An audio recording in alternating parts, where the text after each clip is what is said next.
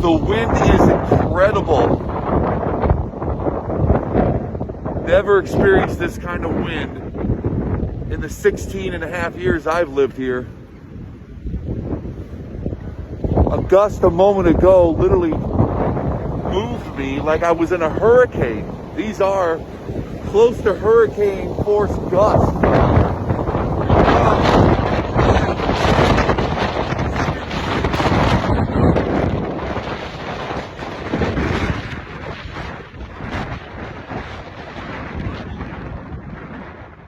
Trees, large branches, they're down. And yeah, some power outages, unfortunately.